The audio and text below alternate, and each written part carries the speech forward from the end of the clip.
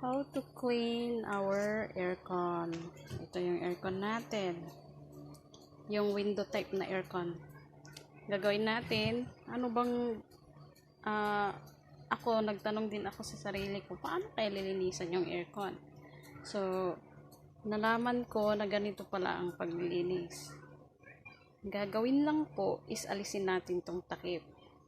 Pero, uumpisan po natin dito sa baba para madali lang. Oh, anyways, nabuksan ko na to kanina. Parang inano ko lang. Ayan. So, nabuksan na natin. Tapos po, pagkatapos nating nabuksan ng aircon, ganyan ang itsura niya. So, aalisin po natin itong isa. Yung pangalawa na, ano niya, saraduhan, takip. O, ito. Alisin lang natin ito. Madali lang pong alisin. Ganyan. Pagkatapos po, anyways, kanina nalinisan ko na to, kaya lang pinakita ko lang kung paano buksan. Ito, nalinisan na po ito. Kaya ganyan, malinis na po. Ito kasi pag marumi na, makikita mo talaga may mga alikabok to dito. So, ang gagawin lang, i-brush lang po ito sa sabon at tubig. So, yun lang po ang ginawa ko. And then, ganun din po, doon sa takip. Ito, kanina, nilinisan din ito. O, yan, makikita natin, malinis na siya. So, ang gagawin lang po ngayon is, katapos po natin linisan to, saka natin ibabalik. Patuyuin muna natin. Ito, halos, kasi nakaano na to, nalinisan na. Pinatuyo ko na siya, pero hindi pa masyadong tuyo. Kaya, ibabalik muna natin para matuyo dyan ng konti.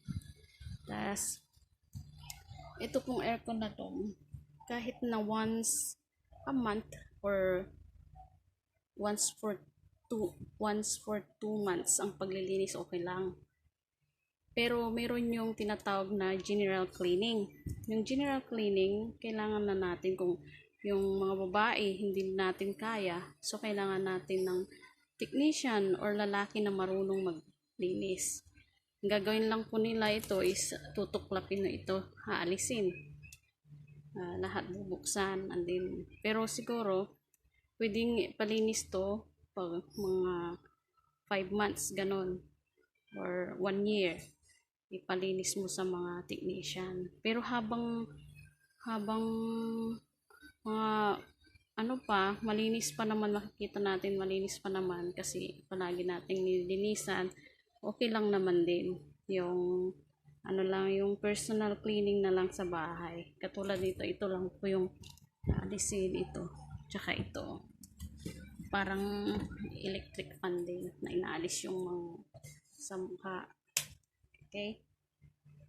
So, susunod naman is papakita ko kung paano ibabalik yung takip niya. Okay, after na matuyo siya, so ibabalik na po natin. Ngayon, dahil hawak ko ang camera ko tsaka yung kamay ko dito sa nahawakan ko. So, makikita natin, meron po siyang nakalagay na parang green, parang sponge niya sa loob. Ito. So, didikit po natin kasi medyo naaalis. Tapos, ibabalik na lang po natin. Yung makikita naman po natin dyan. Okay. Ipasok lang po natin dito. Tapos dito sa baba. Yan po. Okay na. Ano po yan. And then, susunod natin yung isa. Yung malaki. Baliktad. Ganito po siya. Very simple lang naman.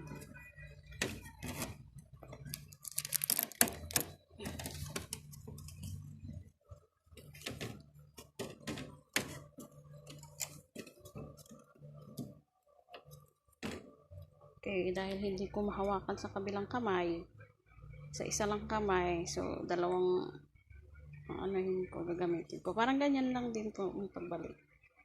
Salamat po. Sana nakatulong sa inyo. Bye-bye.